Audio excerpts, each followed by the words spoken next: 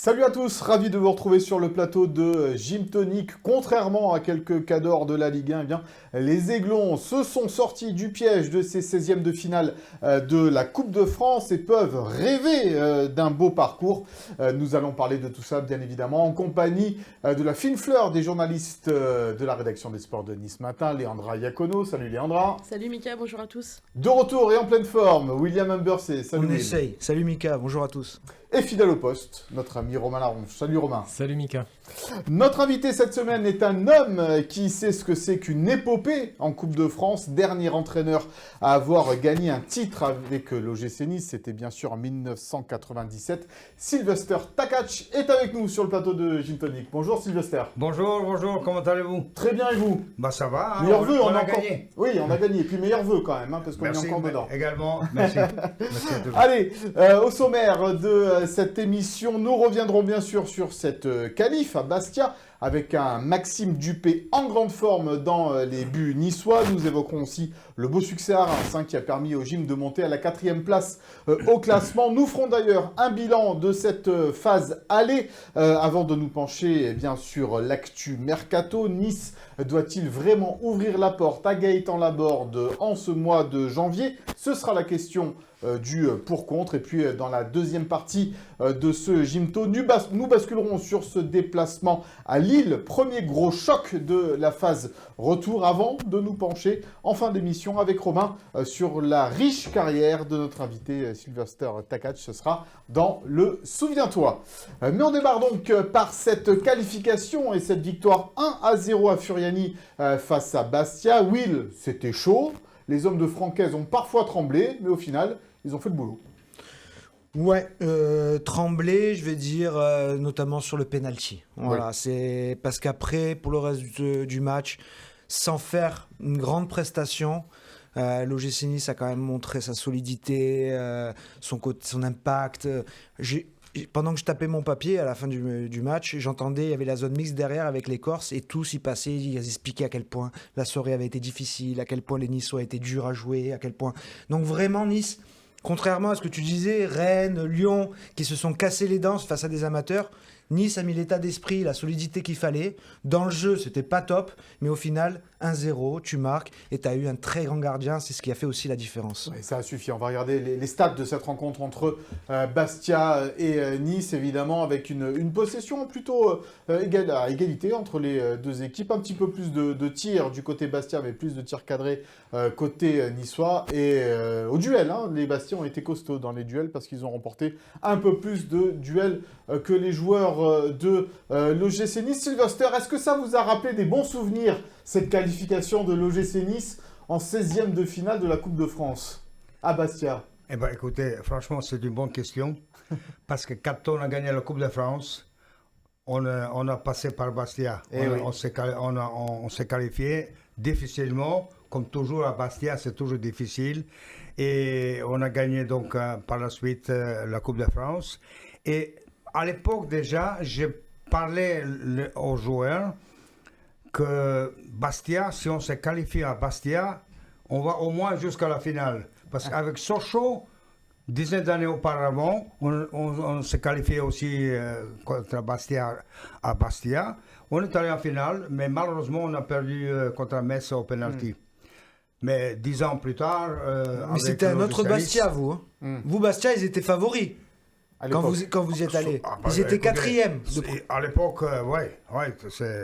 Et puis c'est un terrain toujours chaud. Hein, c'est pas évident de gagner à Bastia. La première mi-temps, Léandra, elle a été un peu compliquée peut-être pour les Aiglons. Ah oui, moi je l'ai trouvé très poussive la première mi-temps et le coach l'a dit d'ailleurs. Hein, si Nice avait continué sur ce rythme-là, ça serait pas passé. Donc heureusement, à la mi-temps, il y a, je pense, eu un discours du coach qui aussi a fait la différence et les joueurs ont fait le travail en deuxième mi-temps clairement, mais oui, la première c'était compliqué. Bon, de toute façon, Romain, en Coupe de France, on ne retient que la qualif, comme on le disait tout à l'heure, quand on voit les autres clubs qui se sont fait sortir, les autres clubs de Ligue 1 ou de Ligue 2 par des équipes inférieures. Là, bon, la qualif, c'était plus important. Ah bah oui, clairement, on retient que ça. De toute façon, que si le gym va en finale, on ne se rappellera même plus des difficultés face à Corté ou de ce premier quart d'heure difficile à à Bastia. Ce qu'il fallait, c'est passer ce tour et c'est fait. En tous les cas, c'était l'objectif numéro 1 dans ce début de mois de janvier pour les Aiglons, arriver à se qualifier pour les huitièmes de finale. Il y aura le tirage au sort ce soir. Hein, voilà, à l'heure où on enregistre cette émission, on ne connaît pas encore le tirage au sort. Mais on peut se dire, Will, il n'y a plus Monaco, il n'y a plus Lyon, il n'y a plus Rennes, il n'y a plus Lens au tour d'avant. Il n'y a que 50% d'équipes de Ligue 1. Voilà, il y a quelques cadors en moins quoi, dans cette... voilà, donc un bon tirage un ou deux bons tirages pourrait permettre quand même aux Aiglons d'espérer quelque chose. Un bon tirage, ce serait quoi? Ce serait même si tu prends une Ligue 1, jouer à domicile? Ou Ouais. alors, mais après, prendre une Ligue 2 ou prendre une Nationale 2 ou 3, c'est pas forcément un cadeau non plus. Parce que... On l'a vu à Corté. Hein. Mais je vois même Lyon à Bourgoin-Jallieu. Bon, Lyon n'a pas été bon, mais le terrain, il est... Wow, c'est dur pour une équipe pro de jouer sur ce genre de terrain-là. Ça nivelle pas mal de choses. Et quand les amateurs mettent l'impact qu'ont mis les joueurs de Bourgoin-Jallieu, ben, le traquenard, il est dur à en sortir. Hein. Donc... c'est quoi un bon tirage en Coupe de France? C'est surtout éviter le PSG. Hein. Oui et non, parce qu'on se rappelle qu'on est déjà passé. Tu t'es éliminé 3-1 la saison dernière, hein, quand même. La saison dernière, et puis l'année où tu vas en finale, tu vas te qualifier là-bas. Tu bats l'OM à domicile, tu bats Versailles en demi. Donc, pour moi, un bon tirage en Coupe de France, ça n'existe pas en fait. Il faut mettre l'état d'esprit et faire le bon match le jour J. Bon, après, Vous êtes d'accord avec ça, Sylvester? Tout à fait d'accord, parce que souvent c'est le piège. D'ailleurs, je me rappelle qu'avec l'Orgis Nice, quand on a gagné la Coupe de France, je pense en quart de finale, on jouait à Clermont-Ferrand.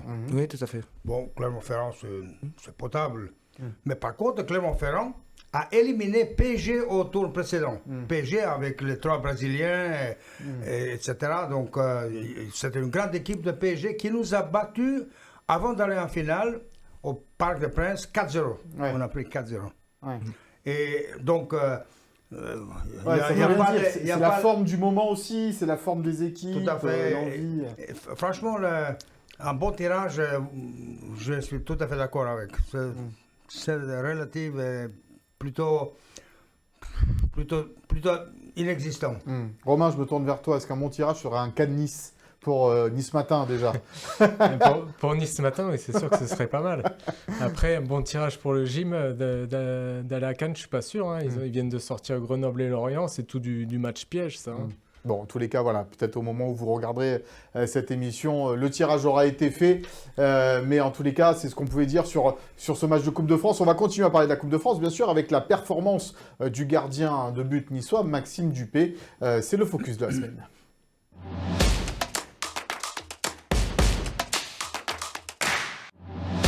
Auteur d'un arrêt sur penalty, Maxime Dupé, puis d'une parade en seconde période. Selon toi, c'est l'homme du match du côté niçois? Clairement. Oui. Clairement, parce que on l'a dit, la première mi-temps a été loupée collectivement. Et s'il n'arrête pas ce penalty juste avant la mi-temps en plus, tu rentres au vestiaire en étant mené 1-0, en sortant d'une très mauvaise première mi-temps. Donc les têtes auraient commencé vraiment à gamberger. Donc au final, il te sauve. Et j'oublie pas qu'à la 86e, il te ressort ce coup franc de Madjot en pleine lucarne. Il fait un arrêt fantastique. Et au-delà des 2 arrêts, dans les airs, il a apporté une sérénité. Il est sorti. Il avait vraiment une présence au-delà de ses arrêts. Il a donné une confiance aussi à son équipe. Vraiment un grand match, agréablement surpris parce que contre Corté, il n'avait pas été tant sollicité, mais il n'avait pas fait un grand match non plus. Et pas arrêté de penalty, par exemple. Aucun penalty arrêté. Et puis moins de sérénité dans les airs que là, ce qu'il a fait à Bastia, où vraiment... très grand match. Ouais, on va regarder les stats de Maxime Dupé justement sur cette rencontre face au Sporting Club de Bastia en 16e de finale de la Coupe de France. On va voir effectivement donc un penalty arrêté, 3 arrêts dans le match dont 2 en plongeant, et tu parles effectivement de ce coup franc à la 86e minute qui est exceptionnel. Moi, ce qui m'a marqué, et Will en parlait un peu, c'est ses sorties justement à Maxime Dupé. Il a souvent soulagé sa défense. C'est parfois ce qu'on reproche un peu à Marcine. Évidemment, tu me vois arriver. On reproche parfois à Marcine Boulka de pas assez sortir. Là, pour le coup, Maxime Dupé, il a rassuré dans ce secteur du jeu. Oui, en fait, il a vraiment une prestance, alors que dans la vie, il est plutôt timide. Enfin, il n'est pas impressionnant. Si on le met à côté de Marcin Bulka, c'est pas vers Dupé qu'on va aller, entre guillemets. Mais je l'ai trouvé vraiment, oui, très, très serein, et la défense le lui a rendu aussi. Enfin, vraiment, on sentait une osmose entre les 2 lignes. Donc, c'est de bon augure, parce que d'avoir un gardien en qui on a confiance pour continuer les tours, forcément ça aide. Une séance de pénalty, on se dira bon, on lui fait confiance à Maxime, on a vu il a amené Toulouse en finale de la Coupe de France il y a quelques années, donc c'est tout bénef pour l'OGC Nice. C'est important, Sylvester, d'avoir une bonne doublure de gardien dans un club. Vous avez fonctionné toujours avec de bonnes doublures derrière vos gardiens? Pas toujours. Pas toujours. On a toujours la chance d'avoir les deux grands. Hein. Mais là, on a franchement, cette fois-ci, le gardien but Dupé, il a donné de la confiance et il a rassuré un peu. Et puis, avec ses sorties, on sentait qu'il dominait la surface de réparation. Ouais, c'est ce qu'on disait un peu moins pour Bouka. Ça ne va pas mettre en question, évidemment, il y a la hiérarchie des gardiens à l'OGC Nice. Romain, mais est-ce que ça peut mettre un petit coup de pied aux fesses à Marcin aussi de voir que derrière... Moi, c'est ce que j'espère. En tout cas, tout le monde a vu qu'il y avait une bonne doublure. Mais c'est quelqu'un qui compte près de 200 matchs professionnels, qui a 31 ans, qui a gagné la Coupe de France avec Toulouse, qui a été champion du monde des U20 avec l'équipe de France. Donc, c'est pas n'importe qui non plus. Et si on fait un comparatif avec les autres clubs qui ont fait tourner pour la Coupe de France, je pense que le PSG s'est mordu les doigts. Enfin, Luis Enrique a eu très très peur en fin de match d'avoir fait tourner. Et à Marseille, c'est pareil.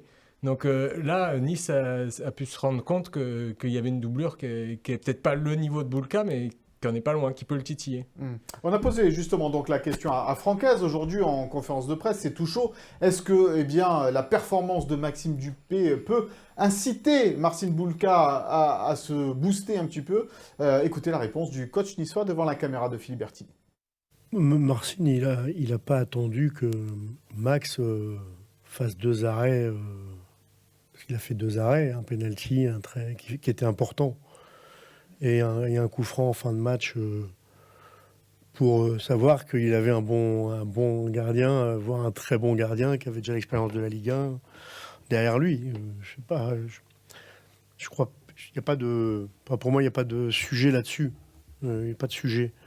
Marcin, il est comme Max, c'est des compétiteurs, mais qui travaillent aussi bien ensemble, avec Teddy et avec le jeune Bartosz aussi.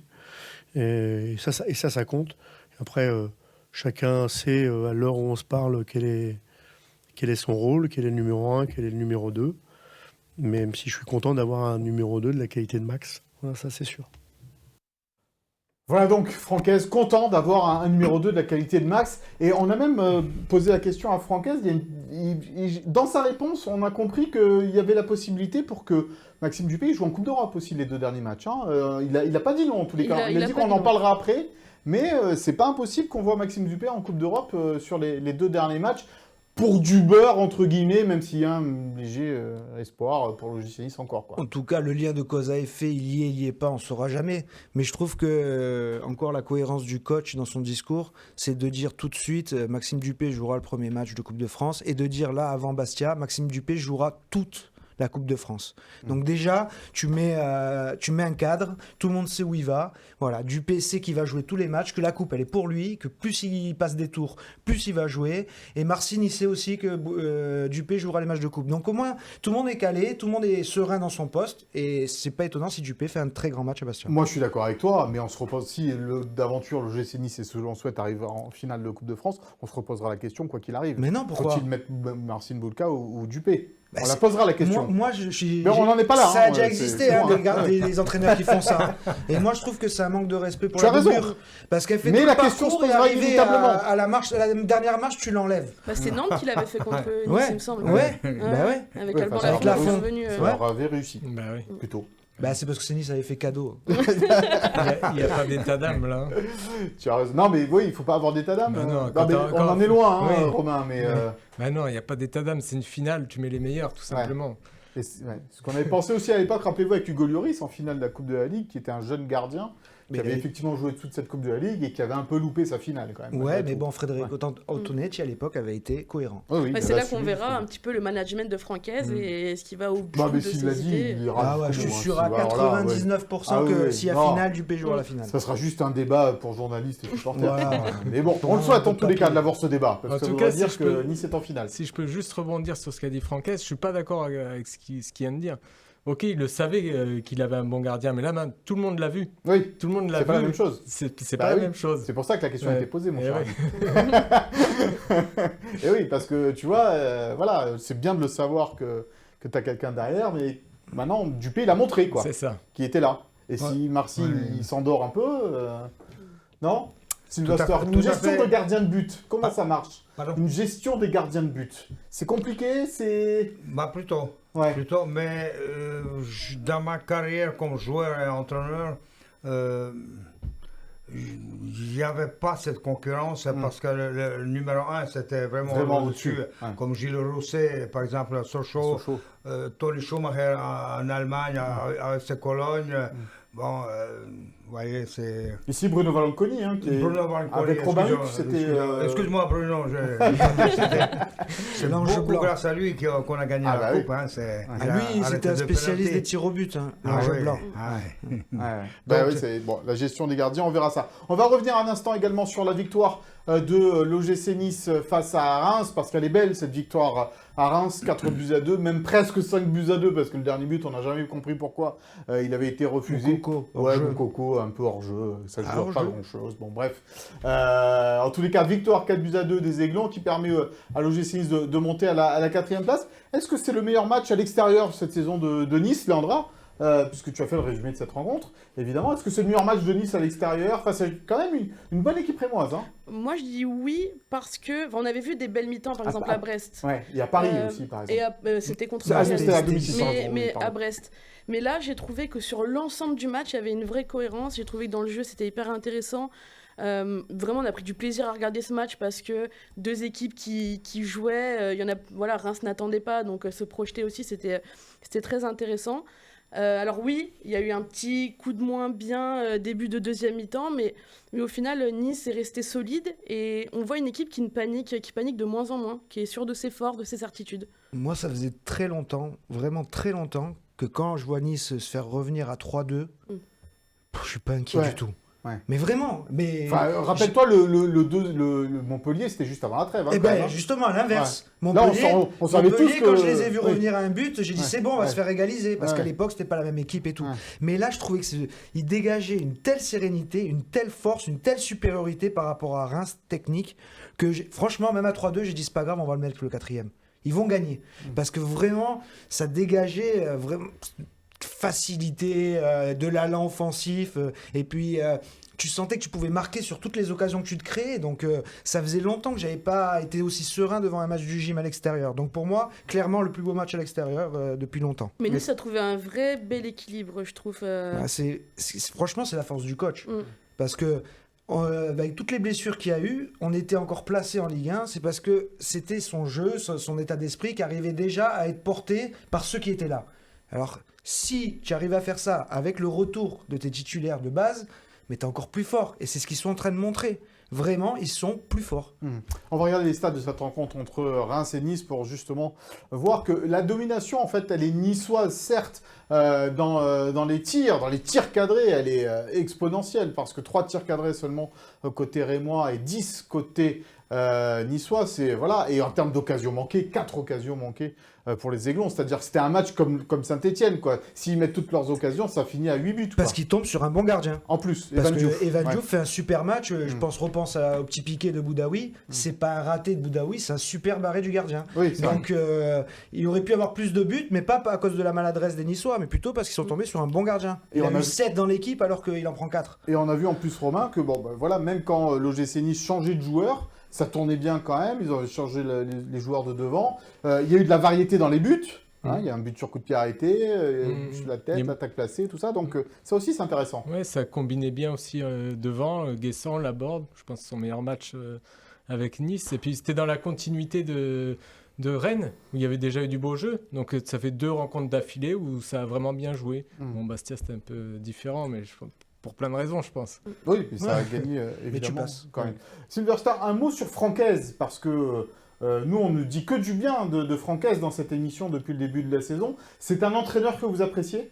Absolument, parce qu'il a fait déjà preuve à Lens.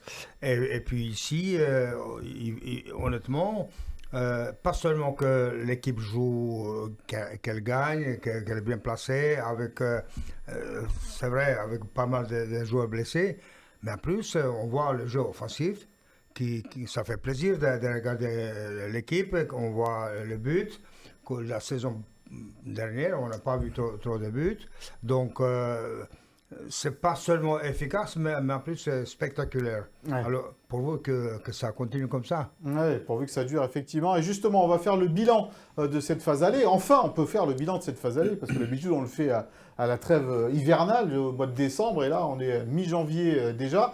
Donc, le bilan de ces 17 premiers matchs de Ligue 1 de l'OGC Nice. On va se voir un petit tableau, évidemment, avec tous les chiffres préparés par Sophie Dancé et Philippe Bertini, avec ce nombre de victoires. Ça, c'est le classement. D'abord, évidemment, l'OGC Nice qui est 4e avec 30 points. 1 point seulement derrière Monaco qui marque un peu le pas en Ligue 1 et qui marque le pas tout court d'ailleurs.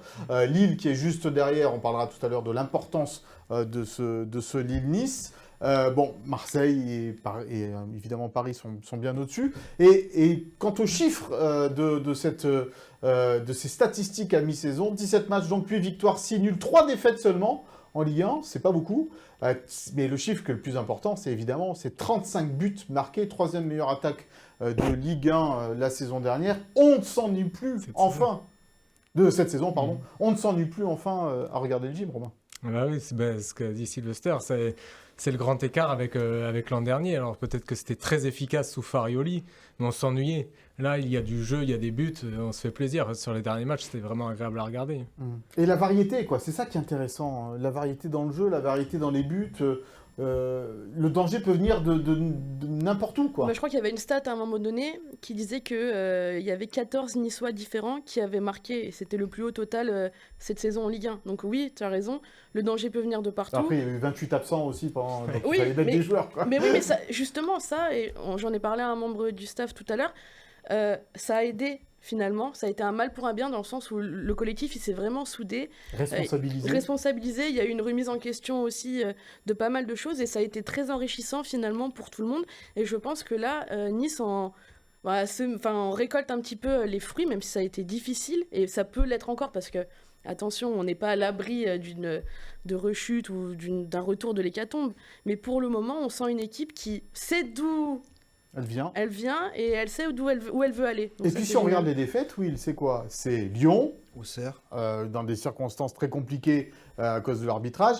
Marseille, où là aussi, t'as pas été bon pas été très bon dans le jeu, mais t'as pas été efficace à ce moment-là. Et puis Auxerre, c'est le début. C'est la seule défaite qui est logique à Auxerre. Ouais. T'étais pas prêt, t'as un effectif un peu 4 points en 4 premiers matchs. Voilà, mais c'était mauvais départ. Par contre, Marseille, on n'était pas bon. Non, t'étais très bon. Tu leur as marché dessus tout le match. Oui, mais t'as pas su concrétiser. Rouli te fait les parades, il est en état de grâce. Je sais pas si ça va durer toute la saison.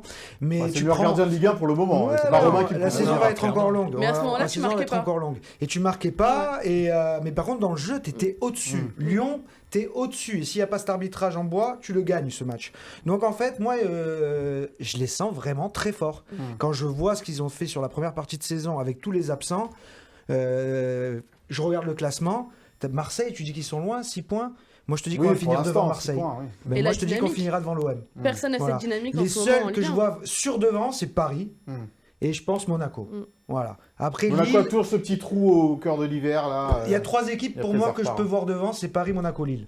Tout le reste, Nice finira devant. Donc une seule défaite sur les 13 derniers matchs, c'est quand même... ça prouve la dynamique de Francaise et de cette équipe, malgré tout. Est-ce qu'on est en train de s'enflammer, la Silverster? Parce que c'est vrai que le GC Nice gagne, 3 victoires consécutives, mais on connaît le football et puis on la connaît, cette équipe de l'OGC Nice. C'est quand on commence à s'enflammer qu'en général, on retombe de haut. Donc, qu'est-ce que vous en pensez? Je pense qu'il est temps, on le mérite, parce qu'on a souffert un peu la saison dernière, même si c'était efficace et tout, mais on a bien regardé les matchs de football, pas seulement pour gagner, mais aussi pour se faire plaisir. Je pense que cette année, l'équipe, comme on a dit déjà plusieurs fois, pas seulement efficace, mais aussi spectaculaire. Et quand on marque des buts, je pense qu'il n'y a pas plus plus belle chose que voir le but. Évidemment. On a demandé à Dante, le capitaine de l'OGC Nice, si avec cette 4e place, l'OGC Nice était à sa place sur cette première partie de saison. Écoutez la réponse du capitaine niçois. Non, on le mérite parce que quand on voit là toute la physionomie de match aller, comme on a eu une cascade de blessés, bien évidemment qu'il y a d'autres clubs qui ont aussi des blessures, hein. Mais nous, en fait, ça tombait au mauvais moment et ça nous a beaucoup difficulté. Et malgré tout ça, tous les joueurs ils ont répondu présent et c'est ça qui fait une force d'un groupe. Mais non, je ne me rappelle pas d'un match qu'on a fait un gros hold-up ou quelque chose comme ça. On a été tout le temps dans la compète. Bien sûr qu'on a eu des très bons matchs, des matchs un peu moins bons, mais nous méritons d'être là. Et bien sûr bien évidemment qu'on va tout faire, on va continuer à travailler très dur pour y rester et là dans les premières places. Voilà, travailler très dur pour rester dans ces premières places pour l'OGC Nice. L'ambition, c'est quoi là, messieurs, dames? C'est la Champions League, là, les 3 premières places, la 4e, c'est quoi l'ambition là maintenant? Ligue des Champions. Bah oui, Ouais. après le match contre Reims, Dante, il a dit, on est 4e. Je peux pas vous dire le contraire, qu'on pense à la Ligue des Champions, forcément. C'est obligé, il faut Puis se mettre... Il y a ce qu'ils font, donc la confiance qu'ils prennent, l'ambiance dans le vestiaire, vraiment, on l'a vu, les images après Reims, c'était magnifique, ce groupe soudé, et puis il y a l'expérience de la saison dernière. Où la saison dernière, ils sont placés pareil, on leur parle de Ligue des Champions, tout ça, mais il y en a certains qui m'en ont parlé, et ils avaient vraiment la rage de l'avoir raté l'année dernière. Mais vraiment la rage. Donc cette rage, je pense qu'elle va servir cette année aussi, et qu'ils la rateront pas. N'est-ce pas viser trop haut pour l'OGC Nice quand on voit ce qu'il fait en Coupe d'Europe cette saison derrière? Bon, c'est sûr que c'est le point noir de la saison, la Ligue Europa. Mais non, tu as un point de Monaco qui est 3e, Dante l'a dit, hein, donc tu es dans le jeu. Mais par contre, le nuancer un tout petit peu, c'est que, ok, tu es à un point de la 3e place, mais il y a 4 points d'écart entre Monaco qui est 3e et Lens qui est 7e. Donc c'est très très très serré en haut de la Ligue 1. Nice est là malgré ses blessés, donc c'est bien, mais il y a aussi... C'est toujours plus facile de prendre des points contre des équipes de bas de classement. Et là, tu es sur une série de matchs d'adversaires prenables. Tu joues Lille-Marseille. On en reparlera dans 2 matchs. Je suis pas d'accord. Et Lens derrière et Auxerre.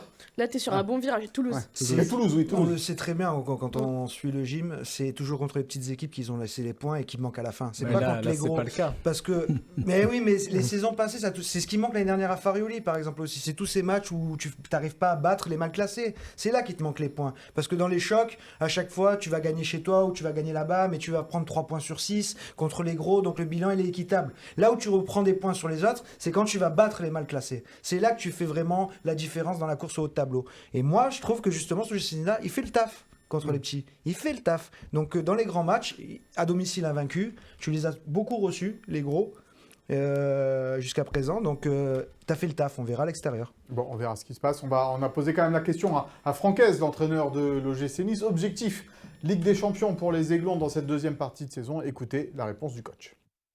À la 17e journée, on est là. Voilà. Ce qui compte, c'est d'y être à la 34e journée. Et quand j'ai parlé d'ambition, c'est d'abord de l'ambition dans ce qu'on met en place. Parce que c'est tellement facile de dire, ou dans l'environnement, ou à l'intérieur du club, ouais, on est ambitieux pour jouer la Ligue des Champions. Oui, mais ça, il y a beaucoup de monde qui veut... d'équipes qui vont peut-être se battre pour le maintien, qui ont cette ambition-là à la base. Donc l'ambition, c'est toujours des actes. C'est toujours du travail, c'est toujours de la cohésion, c'est toujours des efforts. C'est ça la vraie ambition. Le reste c'est des paroles. Les paroles, s'il n'y a pas derrière quelque chose, ça ne m'intéresse pas beaucoup. Voilà, donc Francaise, pas de parole, des actes pour l'entraîneur de l'OGC Nice. Même dans ce discours, on ne peut que le rejoindre au coach niçois. Avant d'aborder le pour-contre et Gaëtan Laborde, on aimerait parler d'une petite actu, puisque c'est tombé là pendant qu'on enregistre cette émission. Je ne sais pas si vous avez vu sur les réseaux sociaux, Marcin Bulka avait réagi sur son compte Instagram après la qualification de l'OGC Nice à Bastia, un poste malheureux qu'il a supprimé assez rapidement derrière, mais qui lui a valu quand même quelques ennuis. Et donc l'OGC Nice, je vais vous lire le communiqué de Nice. L'OGC Nice apporte son soutien à son gardien Marcin Bulka, victime de très nombreuses menaces sur les réseaux sociaux suite à son poste de victoire mardi soir à Bastia sur son compte Instagram. Il avait dit en particulier victoire dans ce stade de merde, je crois. Il avait dit ça comme ça. Bon, c'est une parole très très malheureuse quand on connaît en plus l'histoire de Furiani. Celui-ci a été motivé à chaud par les propos injurieux, notamment à caractère raciste d'une partie du public présent en tribune à l'encontre de plusieurs de ses coéquipiers tout au long de la soirée. Je continue de vous lire donc le communiqué de l'OGC Nice. Marcin assure qu'en aucun cas il n'a tenu à manquer à la mémoire des victimes du drame de Furiani à la lecture de cette interprétation erronée. Il a d'ailleurs immédiatement supprimé sa publication. Voilà donc pour le communiqué niçois. C'est vrai que c'est bon, il n'avait pas à dire cela évidemment, Marcin Bulka. Les réseaux sociaux de toute façon, on le sait, c'est une plaie que ce soit.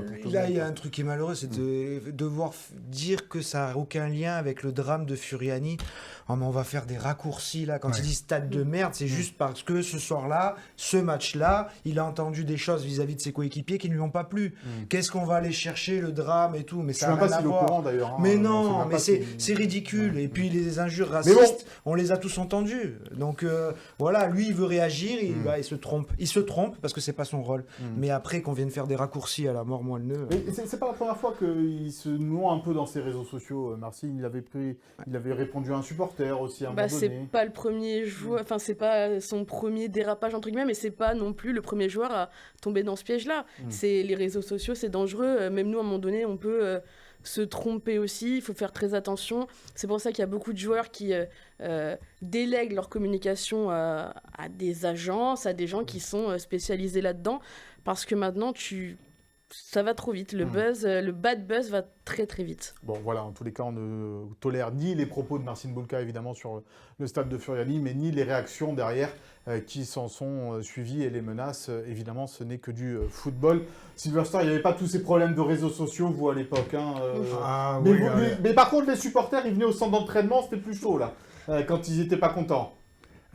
Où ça? Au centre d'entraînement, ils venaient un peu mettre un peu la pression. J'ai eu de la chance que je n'ai pas vécu ça. Oui, mais j'ai entendu, j'ai vu. Et puis, il y a des stades, il y a le public très, très, très chaud, surtout ici dans le midi. Mais oui, c'est toujours très chaud. C'est la passion qui l'emporte parfois sur la raison. Il va falloir évidemment redescendre et calmer tout ça.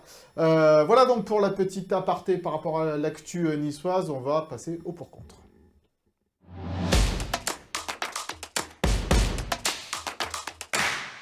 Et on se demande, au vu des performances de Gaëtan Laborde, le meilleur joueur à Reims, on l'a dit tout à l'heure, avec ce but, cette passe décisive, ce penalty provoqué, doublé, voilà. Il a provoqué le penalty, il s'en est chargé lui-même, petite palenka d'ailleurs, au passage. Et on sait que pendant le mercato hivernal, la porte lui est peut-être ouverte du côté des dirigeants niçois, parce qu'on l'a déjà dit, gros salaire, choses comme ça, et puis...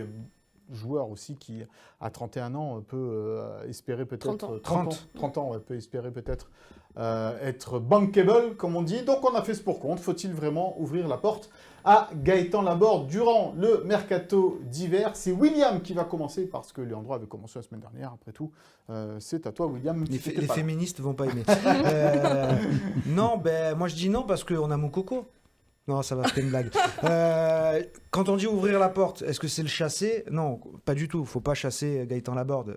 Il le montre, il est talentueux quand même. Il sort à Reims, moi j'ai été impressionné par son match. Ça faisait très longtemps que je ne le voyais pas faire un match aussi plein. Ok. Par contre, voilà, c'est le plus gros salaire du club. Il a 30 ans. Et aujourd'hui, l'OGC Nice compte son argent, compte ses sous. Donc aujourd'hui, même, est-ce que l'OGC Nice a besoin de renfort? Je ne suis pas persuadé. Mais si tu as une offre cohérente pour le joueur et que tu peux économiser ce salaire-là en vue de la saison prochaine, de l'été prochain, est-ce que c'est une économie à négliger? Je ne pense pas. Léandre? Pour moi, tu rêves de Ligue des Champions et Gaëtan Laborde, c'est un joueur qui peut t'aider à l'atteindre parce qu'il en est déjà à 6 buts en 11 rencontres. Hormis Farioli qui l'avait mal utilisé sur sur 3 des 4 dernières saisons, il est au moins à 15 buts en Ligue 1. Donc là, aujourd'hui, va me trouver un buteur capable de marquer 15 buts en Ligue 1 tous les ans. Donc déjà ça. Physiquement, très fiable. Jamais blessé. C'est un coup, c'était pas musculaire. Dans la générosité aussi, dans l'expérience, c'est quelqu'un qui, dans un vestiaire et sur le terrain, est aussi très important. On voit une complémentarité qui s'est créée avec Evan Guessant. Pas d'alternative. Moukoko, il n'y a pas besoin d'en parler, mais... Et Guessant peut jouer neuf. Oui, et mais... Mofi arrive, j'ai pas fini. Mofi arrive, rupture des ligaments croisés. On ne sait jamais combien de temps et comment il va s'en remettre. Pour moi, Laborde, Guessant, c'est plus complémentaire que Guessant-Mofi. Et puis on l'a vu, rupture des ligaments croisés. Mais il a le voisin à côté, Caio Henrique. C'est plus du tout le même joueur. Donc pour moi, Gaëtan Laborde aujourd'hui, c'est un gage de fiabilité, un gage de but et un gage d'expérience. Sylvester, je vous vois acquiescer à ce que dit Léandra. Vous avez l'air complètement d'accord avec elle.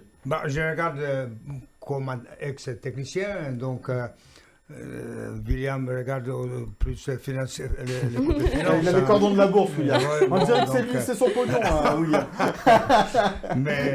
mais si on a des ambitions de jouer Champions League, c'est un joueur hyper important. Quel joueur peut nous apporter autant de buts que Laborde, qui a de l'expérience, il a fait ses preuves. Et je pense qu'aujourd'hui, avec la nouvelle entraîneur, on joue plus facilement. Il risque d'avoir encore plus de possibilités d'avoir des occasions. Et puis, c'est vraiment quelqu'un qui peut apporter cette efficacité qu'on a besoin. Donc, ne pas ouvrir la porte à Gaëtan Laborde. Romain, pour la synthèse de tout cela, Mais tu m'aurais posé la question il y a un mois. Oui, ça je la pose maintenant. Voilà.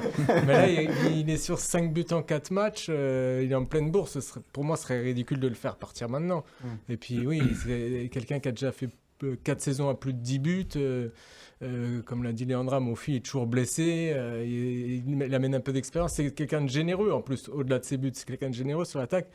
Il joue neuf, il va me contredire, il peut pas jouer ailleurs, mais il l'a montré, peut-être pas avec une grande réussite, mais au moins il joue mieux, il est meilleur que Moukoko. C'est pas compliqué. Donc, non, c'est sûr, donc pour moi ce serait une erreur de le faire partir. Et puis, tant pis, t'es pas directeur financier, tu le payes. C'est la réalité du gym d'aujourd'hui, c'est tout. Oui, évidemment, et on comprend tous pourquoi tu dis ça. Oui, la question ne se posait pas non plus il y a un mois, parce qu'il y a un mois, personne ne voulait peut-être de Gaëtan Laborde non plus. Et aujourd'hui, non, il n'y avait pas de marché pour lui, a priori, pour Gaëtan Laborde, au vu de son salaire. Aujourd'hui, on parle d'un club comme West Ham, tiens, par exemple, qui s'est renseigné un petit peu. Voilà, mais un club allemand aussi qui peuvent s'intéresser, parce que 30 ans, c'est pas non plus très vieux. Après, il faut assumer son salaire. Bon, en tous les cas, moi je suis un peu de l'avis et de Sylvester et de Léandra. Il faut au moins jusqu'à la fin de la saison garder Gaëtan Laborde parce qu'il y a trop d'inconnus par rapport à Terem Mofi, par rapport aux affinités entre les joueurs. Moukoko qui ne met pas un pied devant l'autre. Là, moi, t'es fiable, t'es sûr, t'as quelqu'un, mais t'avais le mauvais rôle. Là, pour le coup, William, même si tu l'as assumé de la meilleure des façons et tes arguments. J'ai l'impression que Laborde, le fait qu'il soit attaquant de surface, il libère aussi Guessant de cette obligation-là. On sentait qu'à un moment donné, quand il devait plonger, Guessant, il était moins bien. Moi, quand il part de plus loin avec le jeu face à lui, je le trouve meilleur et je trouve que les deux vont bien ensemble par rapport à ça. Petit argument de fin. Moi, j'ai beaucoup d'espoir dans l'association Mofi-Guessant. Ouais, la saison prochaine, si Guessant se fait pas trop attaquer. Pourquoi attendre la saison prochaine? Bon, voilà ce que l'on pouvait dire sur Gaëtan Laborde. On vous tiendra informé, bien sûr, de l'actualité mercato. Un petit mot, tiens, à Aliou Baldé qui était prêté, je sais plus où. À Bochum. À Bochum, voilà. Il s'en va de Bochum, il va aller. Oui, il avait joué que 5 matchs. Voilà, de Lausanne, le club satellite, non, même pas satellite, un des clubs de la Galaxie Ineos. Pourquoi dire satellite d'ailleurs? Un des clubs de la Galaxie Ineos. Donc, Aliou Baldé vers Lausanne. On passe à l'indiscret.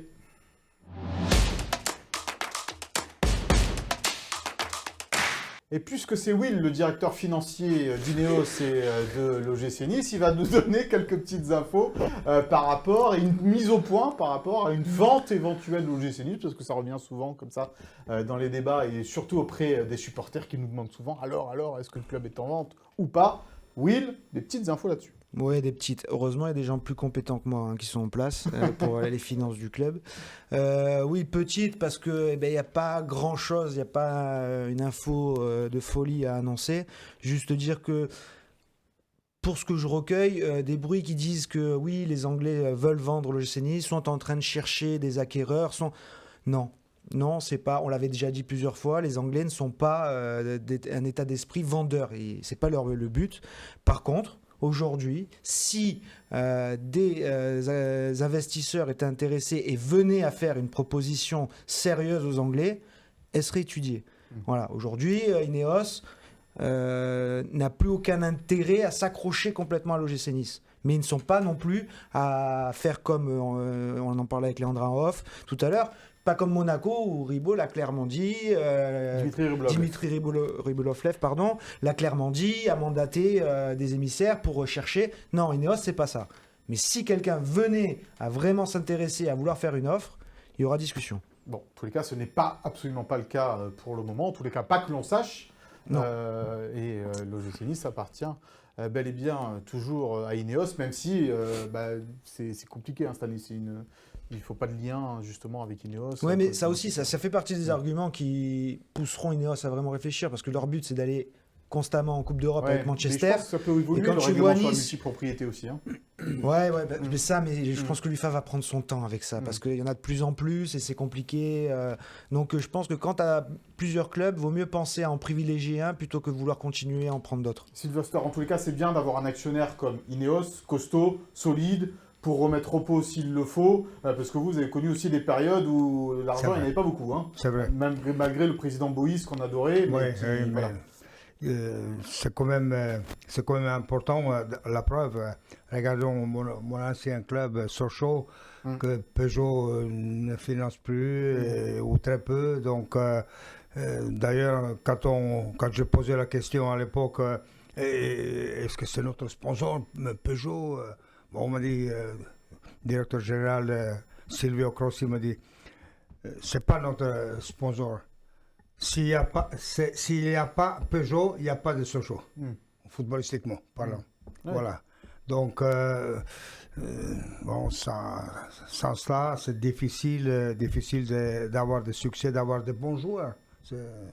Bon, en tous les cas, voilà pour la petite indiscret de Will cette semaine. On va passer donc à Lille-Nice. Premier choc de cette phase retour. Ça se jouera donc vendredi. Les Niçois qui enchaînent quand même, avec 3 matchs en 6 jours. 21h du côté du stade de Pierre-Mauroy dans le... 21h05 21h05, c'est vrai que l'horaire Merci pour les bouclages. Maintenant, c'est Léandra, tu vas t'y coller dans le froid de Pierre-Mauroy. Si j'atterris. Si tu atterris, parce que, petite info, les Aiglons partent ce jeudi au lieu de partir vendredi matin. C'est ça, tout a été décalé, avancé à la dernière minute, parce qu'ils ont peur des intempéries à Lille, peut-être du brouillard demain matin. Voilà, donc les Aiglons... T'as décalé toi aussi? Sont partis. Malheureusement, non. Léandra, elle n'est pas sûre. Elle espère en fait. Elle n'atterrit pas à Lille, elle est maline. Elle n'atterrit pas à Lille. Je ne sais pas si ça sera mieux à Bruxelles. Mais... Bon, en tous les cas, oui, c'est un gros choc d'entrée, Romain. Là, on est sur une série, l'OGC Nice, Lille aussi, on le verra tout à l'heure.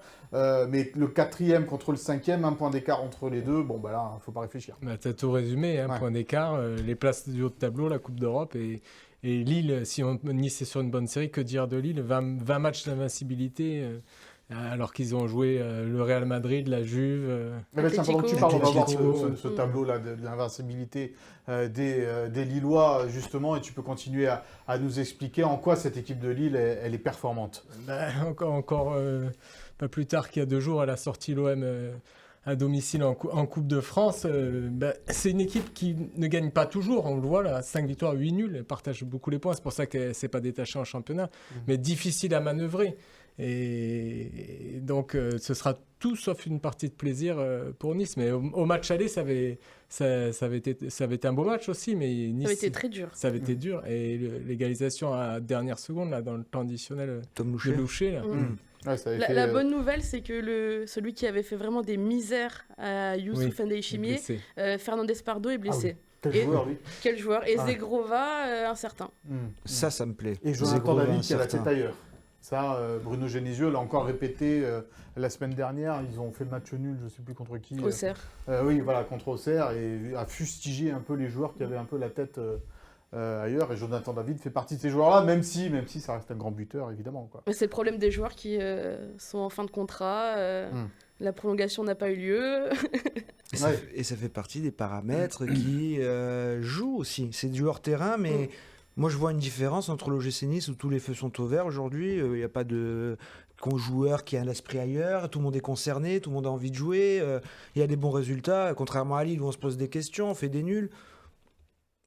Et tu as fait la bonne opération la semaine dernière, c'est maintenant d'appuyer dessus. Hein. D'appuyer dessus. Elle vous impressionne cette équipe de Lille, Sylvester? Elle a battu quand même le Real Madrid et l'Atlético Madrid cette saison. C'est pas rien en Ligue des Champions. C'est pas rien. Ouais. Donc là, cette équipe a vraiment des possibilités. Il y a un bon coach aussi.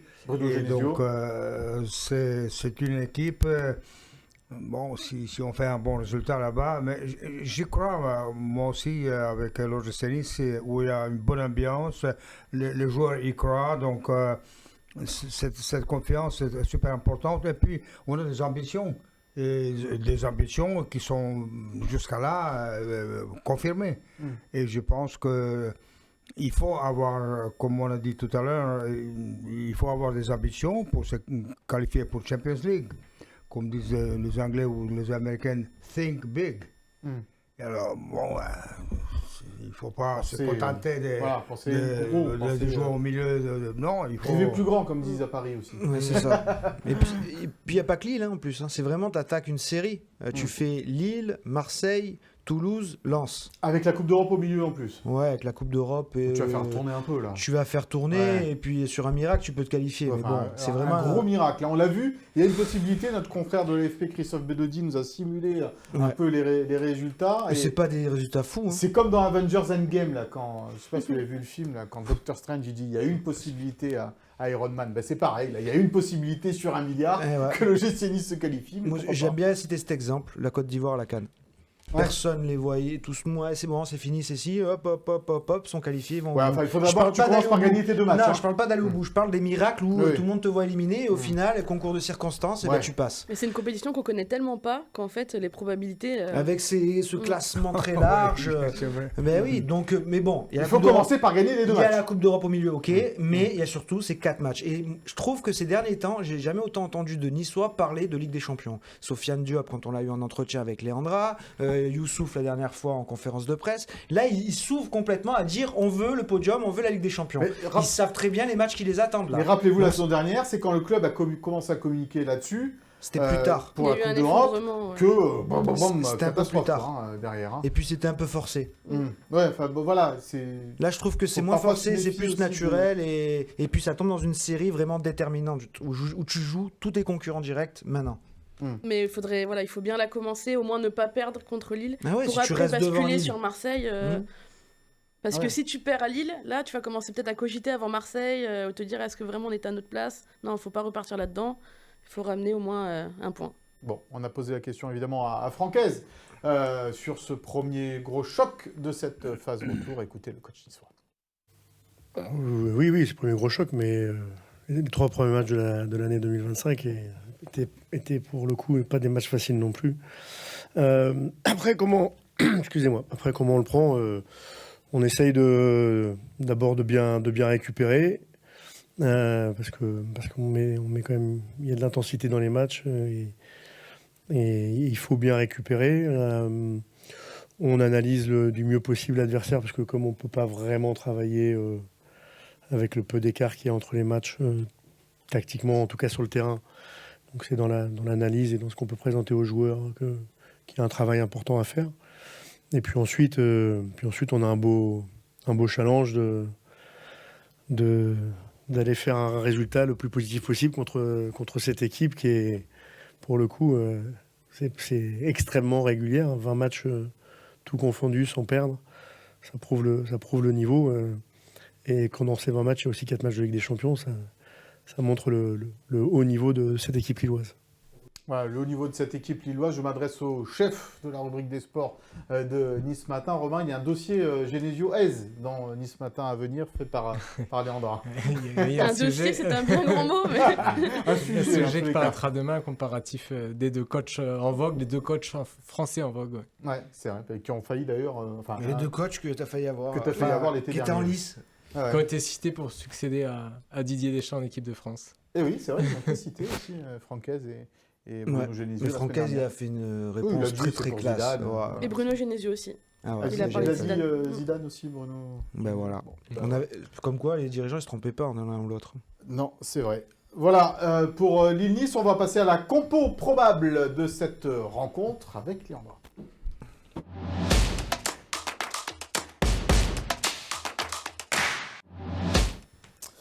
Une compo probable que va donc nous présenter Léandra, qui a un petit peu bossé sur le sujet, évidemment, comme toujours. Mais avant de parler de la compo, il faut dire que à l'heure où on attendait l'émission, on ne savait pas si Tanguy Ndombele serait dans l'avion qui est parti à Lille, parce que il n'était pas à Bastia, sa pubalgie lui joue des tours. Et puis Moïse Bombito qui est aussi forfait et qui ne sera sans doute pas de retour avant Marseille. Voilà. Donc là, tu as fait le choix de rester sur une défense à 4. Oui, alors je suis partie, on en a parlé avec Will. Will, il était plutôt défense à 3. Nous, Mika, plutôt d'accord sur une défense à 4. Pourquoi changer une formule qui gagne? C'est ce que on s'est dit, donc avec Klaus à droite, Youssouf, Dante, la charnière... valeur sûre. Et puis il y avait quand même un petit doute entre Barre et Abdi, parce que Barre il a enchaîné Reims et Bastia. Abdi a fait une belle rentrée contre Reims. Donc, Abdi jouera peut-être en Coupe d'Europe. Ça peut être une option. Ça peut être... Et il fait des bonnes rentrées d'ailleurs, Abdi, quand il arrive dans le couloir, là, côté gauche, là. À chaque fois, il est plutôt Ça bon. peut être une munition offensive C'est une aussi. munition offensive, ouais, bien sûr. Tout à fait. Au milieu de terrain. Double pivot, parce qu'on part sur un 4-2-3-1 avec Boudaoui Rosario, comme Ndombele est incertain. Bon match à Reims, Boudaoui. Ouais. Mais bon, il faut qu'il continue en régularité, lui, par contre. Hein. Ouais. Bah, en régularité, moi je le trouve vraiment bien en ce moment, hein, franchement. C'est quand le dernier match? Non, mais il fait trois bons matchs et puis après il plonge un peu, quoi. Ouais, vous êtes trop dur avec Boudaoui. Et puis là, avec pour Rosario, des raisons par contre, d'infographie, on a mis... Ah non, y a pas... tu parles de Boudaoui, tu reviens à Rosario, les bons soldats, d'accord, mais Boudaoui, c'est un vrai talent. Bon. Il a raison, je suis d'accord avec Will. Ah ouais. Oui, on a mis Diap ici, mais en fait, il sera sur la même ligne, enfin, selon ce qu'on imagine, sur la même ligne que Mohamed Ali Chaud, à droite du coup, et Guessant à gauche, avec l'homme en forme du moment, Laborde en pointe. Ouais, donc les trois attaquants. Retour de Chaud dans le 11, il était titulaire à Bastia, certes, mais avec... il n'y avait pas le trio d'attaque habituel, on va dire ça comme en ça. fait, on va dire qu'il est rentré contre Reims, il est rentré contre Rennes, donc il monte en puissance. Contre Bastia, il était titulaire. Ouais. Donc il a marqué un but. C'est le moment aussi de retrouver sa place. Parce qu'il était indiscutable à un moment donné avant sa blessure. Il a perdu sa place sur blessure, et puis Buonanni est un peu moins performant. Et puis il a beaucoup enchaîné, Buonanni, mine de rien, il a eu pas mal sa chance ces derniers temps. Mais pas mal quand même. Ça a de la gueule, oui. Ouais. Oui, c'est une équipe de l'OGC Nice qui a récupéré des forces vives. C'est toujours intéressant. Après la trêve, Sylvester, voilà, il y a eu beaucoup de blessés, on l'a dit. Ils ont tenu quand même malgré tout la baraque, bon, sauf en Coupe d'Europe. De revenir avec des cadres un peu plus expérimentés dans cette équipe, c'est toujours intéressant. Ah bah, ça c'est sûr. Je pense que quand on voit cette équipe qu'on a présentée, donc franchement, elle a de la gueule. Hein, c'est vraiment... on a la confiance parce qu'ils ont fait des preuves. Entre autres, déjà, si on regarde sur le côté gauche, Guessant qui est normalement avant-centre, mais il fait tout, quoi. C'est un joueur qui a progressé énormément ces derniers temps. Je pense qu'il n'a pas encore arrivé à ses limites. Il peut encore faire mieux. Aussi pour Bard, l'année passée, il y avait des problèmes un peu dans le jeu. C'était pas tout à fait ça. Ces derniers temps... Il a progressé défensivement, surtout sur l'homme, dans les duels. Exactement. Dans les duels, il apporte c'est quelque chose. Entre Reims et Bastia, je l'ai trouvé très fort. Il apporte aussi un peu une solution parfois. Évidemment, le retour de Dante, ça peut toujours être bénéfique parce que franchement, c'est un phénomène. Dante qui a dit il y en aura une encore, mais ça sera la dernière. De quoi de l'erreur. saison. Une saison. Ah oui. Oui, il avait déjà dit Il avait 2026 déjà et dit, là, il a déjà dit confirmé. sur ce plateau aussi quand il était venu fêter. En plus, il y aura la Ligue des Après. Champions, donc il pourra sortir par la grande porte. Mais une seule de plus et pas une de plus. Et en tous les cas, c'est ce que souhaite son entraîneur, Franquès, qu'il avait dit la semaine dernière également en conférence C'est bien de quand presse. les choses sont claires, Bah, oui, limpides et oui. transparentes. Voilà, il n'y a pas de vice, il n'y a pas de... Non. Voilà, tout est clair, tout est sur la table, en tous les cas. Même s'ils ne sont pas encore discutés, mais bon, ça viendra pour la prolongation. Ouais. avec, Et peut-être plus vite que d'habitude. ouais. Bah oui, parce que bon, là, il est bien. Il a fait des petits efforts la saison dernière déjà. Ils ne vont pas lui redemander encore de baisser son salaire. Quand même, si Quand il est le directeur financier. Faut que je Divisé par deux. Faut que je oui. passe des coups de fil. Faut que tu d'abord, fasses après, des coups de je fil te- d'abord. Bon, on en reparlera évidemment de la prolongation de Dante, mais tout le monde à l'OGC Nice souhaite évidemment que le capitaine niçois poursuive l'aventure pour une dernière saison et pourquoi pas en Ligue des Champions. On en est loin encore. Pour cela, il faudra faire d'abord un bon résultat face à Lille. On vous fait gagner des cadeaux, puisqu'on parlait de Marseille tout à l'heure. Vous allez voir, c'est un rapport avec Marseille. On y va. Le cadeau de la semaine.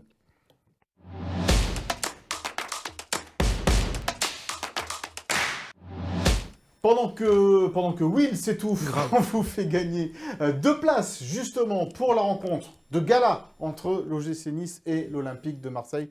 Ça sera le dimanche 25 janvier. 26 janvier à 20h45 du côté de l'Alliance Riviera. Pour cela, vous en avez l'habitude, il faut pronostiquer le score entre Lille et l'OGC Nice avec le nom des buteurs, s'il y en a, le petit hashtag obligatoire Gymtonic, que ce soit sur les réseaux sociaux, la page Facebook, YouTube, Twitter, X, ce que vous voulez. En tous les cas, il faut le petit hashtag Gymtonic pour qu'on puisse déjà vous retrouver dans ces pronostics-là.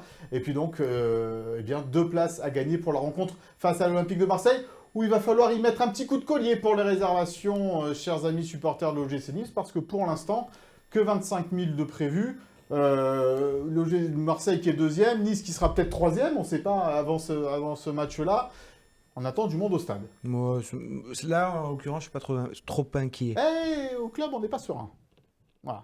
Ok. Donc c'est pour ça qu'on fait un petit rappel quand même malgré tout, parce qu'il faudra que le stade de l'Alliance Riviera, Sylvester, soit plein pour la réception de l'Olympique de Marseille. On voit du beau football, on n'a pas d'excuses. Voilà. Voilà, et puis franchement, pour les joueurs, c'est hyper motivant d'avoir le stade plein. Alors franchement, quand on voit ça, et l'équipe mérite cette fois-ci, franchement, cette saison, il faut y aller. Il faut 35 000 spectateurs face à l'Olympique de Marseille.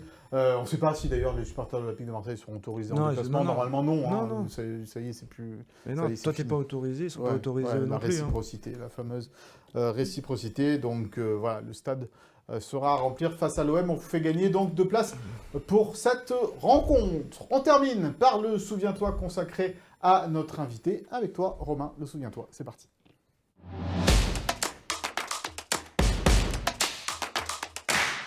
Et tu vas nous parler donc de la riche carrière en tant que joueur et en tant qu'entraîneur de Sylvester Stakac.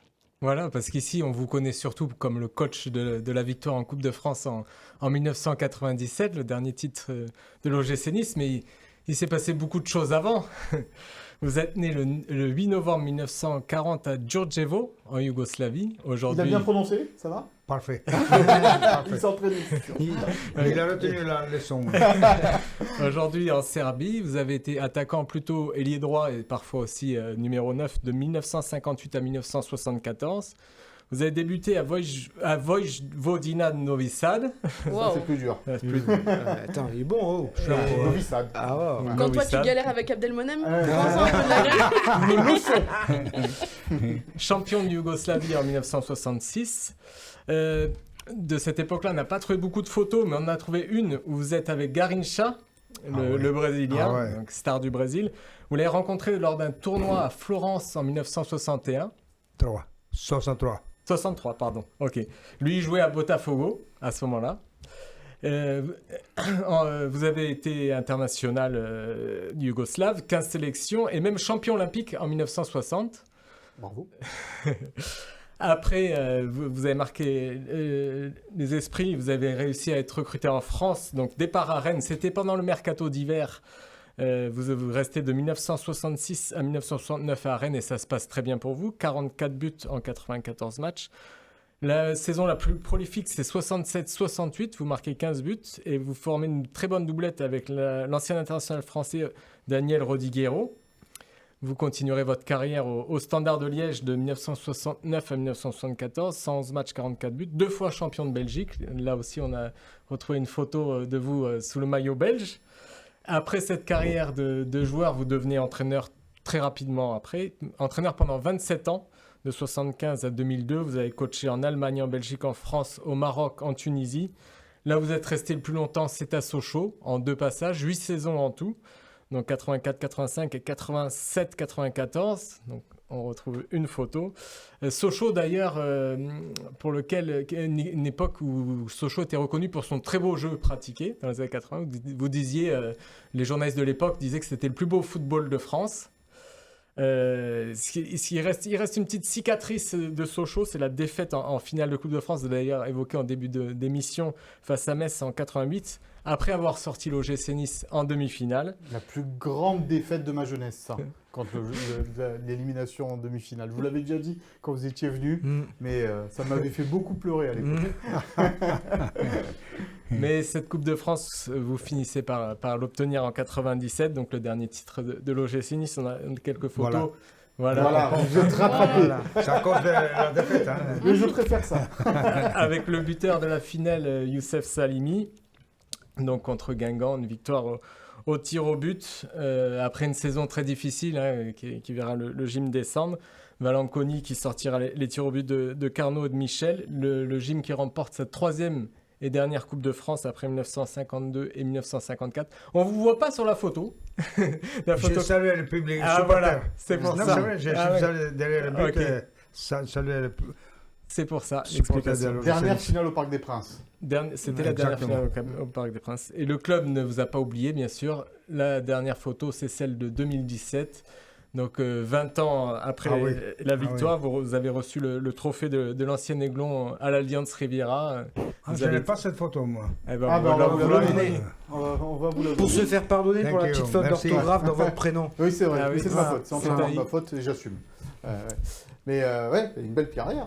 Ah bah oui, très belle. Bravo Romain pour la prononciation. Bravo. Vous êtes fier évidemment de cette carrière-là. Je suis content. J'ai réalisé mes rêves tout simplement comme joueur et après comme entraîneur parce que finalement c'est bien de travailler tout ça, mais à un moment donné il faut avoir des ambitions et puis avoir son rêve quelque part. Et la Coupe de France avec l'OGC Nice, c'est comme coach, c'est le plus beau cadeau. Vous avez été champion du Maroc aussi avec le Raja Casablanca bravo. En 2001. Ouais. Ça, c'est un beau titre aussi quand même, parce que c'est une belle équipe, le Raja Casablanca. C'est une belle équipe qui a joué bien, a pratiqué un bon football. Et il y a du monde. Hein. Raja, c'est un club très grand. Le grand club de Mais Maroc. Il faut que je reconnaisse, j'étais là que 7 mois, il me semble. Donc j'étais arrivé au mois d'octobre quelque part. Donc, et puis à la fin, on était champion. Malheureusement, après en Coupe d'Afrique, on s'est fait éliminer en Champions League africaine, on s'est fait éliminer, mais bon, il y a toujours des hauts et des bas. Dans une carrière, évidemment. D'ailleurs, la Coupe de France, vous disiez dans une précédente interview qu'elle était encore plus importante, la Coupe nationale, que dans les autres pays que vous avez traversés, parce qu'il y avait le président qui venait descendre voir les joueurs. Président de la République, écoutez, quand j'étais joueur de Rennes, donc j'ai regardé, pendant quelques années, j'ai regardé les finales de la Coupe de France. J'étais impressionné. Le stade archi-comble, les joueurs, c'est le président de la République. Quand je vois ça, je me suis dit, alors là, j'aimerais bien être à leur place. Et la première année où j'étais avec Rennes, on était en demi-finale contre Sochaux. On a joué sur le terrain neutre à l'époque, au Parc des Princes. On a fait match nul. On a rejoué quelques jours plus tard et on s'est fait éliminer en demi-finale. Et j'ai toujours rêvé un peu de gagner cette Coupe de France, de participer à ce spectacle. Vous voyez, avec l'OGC Nice, président, ex-président Jacques Chirac était présent. Vous avez serré la main aussi à François Mitterrand en 88. Exactement. Et à Jacques Chirac en 97. Bravo. Oui, c'est Ouais. non, mais c'est important pour... Ah, C'est peut-être moins important aujourd'hui, je sais pas, mais à l'époque c'était important.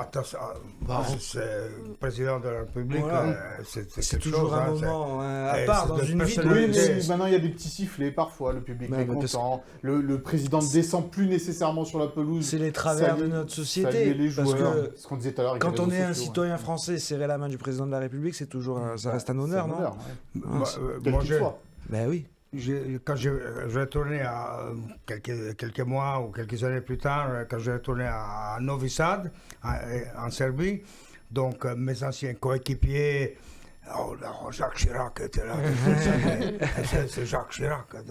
Qu'est-ce que vous lui aviez dit Moi, je ne me rappelle pas. Ne Mais, vous rappelez pas. bon, mais c'est impressionnant et on est fiers de pouvoir participer à ce spectacle et puis en plus de gagner. C'est le top. On peut dire votre âge, puisqu'on l'a dit déjà, 85 ans Sylvestre. 4, encore. 4. 84. Cette année au mois de Bientôt novembre. 84. Formidable.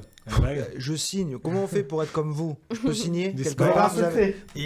Il faut travailler comme coach. Ah, mais c'est Il bien. est dans les chiffres, lui. Le cœur. Ah, c'est cuit pour moi. alors.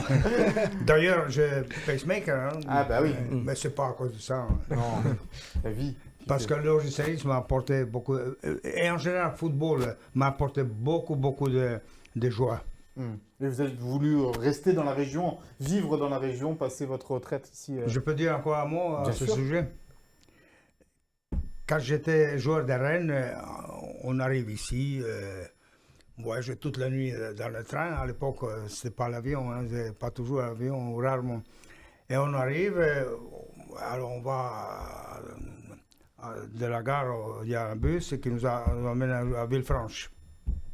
Alors bon, les joueurs voulaient dormir toute la matinée. Mais moi, je dormais dans le train. Je dis non, je vais me promener un peu voir Nice. Hein. Je prends le bus. Et puis le bus, il arrive dans le virage. Vous voyez le... Robacapéo. J'ai vu ça. Je me suis dit, C'est le ici, plus bel endroit du monde. écoutez, franchement, je vous dis, honnêtement, je me suis dit, il faut vivre ici. Alors bon, il fallait des années parce qu'après je suis allé au Standard de Liège, Sochaux, c'était pas le même climat. Oh, C'était pas le même C'est pas la région. même limonade. Mais j'étais content, j'étais heureux dans ce footballistiquement Bien parlant. sûr. Mais bon, vivre ici, c'est autre chose. autre Et chose, je ouais. suis très content de réaliser encore un autre rêve parce que vivre ici, avoir cette chance-là de pouvoir profiter de ce climat, de cette région. Et nous, Bon. on vous remercie encore Ouais. pour la Coupe de France. Sylvester, vous abandonnerez volontiers votre titre de dernier entraîneur à avoir gagné un trophée avec l'OGC Nice. Avec plaisir. Alors là, J'espérais déjà il y a quelques années quand on était en finale, mais c'est tellement dur de gagner la finale. Et déjà, pour arriver jusqu'à là, et quand on perd, ça fait mal. Hein. Ouais. Moi, j'étais comme joueur de Standard de Liège. On a joué 2 fois la finale, 2 fois contre Anderlecht, 2 fois on perdait. Alors, après... La plus une importante, fois- vous l'avez une gagnée. fois- Oui. Une fois, finalement, le rêve s'est réalisé. Voilà. Et Avec on la plus espère belle équipe. évidemment que Francaise ou un autre, peut-être plus tard, mais prenne ce titre. Francaise, on fera le passage de témoin. Exactement. dès Non, cette ça saison, serait bien. pourquoi Hein, pas. c'est- Franchement, cette équipe donne et le coach qui pratique le football. On Bon, espère. rendez-vous D'ailleurs- au mai, alors. D'ailleurs, j'étais un peu surpris que le coach qu'il a laissé au repos quelques joueurs à Bastia. Bastia. Mais pas Guessant, par exemple. Pas de Guessant, oui. Mais Pas dans son ce meilleur cas- joueur. Parce Ouais. qu'au départ, on a annoncé que sans Guessant, Ouais. ni ce matin. Par s'est exemple. trompé. Ah, mais ils peuvent se tromper de temps en Je temps. suis hein. oui, abonné, comme tout le hein, monde. Ils ont le droit de se tromper, d'ailleurs, heureusement. Tout le monde. Ah oui. Sylvester, merci beaucoup en tous les cas d'avoir été avec nous sur ce plateau. C'est toujours un plaisir de vous recevoir. Vous êtes bienvenus quand vous voulez pour nous parler de l'OGC Nice avec la foi et la passion que vous avez encore pour ce club. Léandra, Will, Romain, merci beaucoup. Merci Mika. Merci Mika. Merci Merci à à Sophie vous. Doncé, Philippe Bertini, Koé Voirgard à la préparation et la réalisation de cette émission. Passez une bonne fin de semaine, un bon week-end. On se retrouve vendredi prochain donc pour débriefer Lille, le match en Coupe d'Europe et parler de l'avant-match face à l'Olympique de Marseille. D'ici là, passez une bonne fin de semaine et à la semaine prochaine. Bye bye.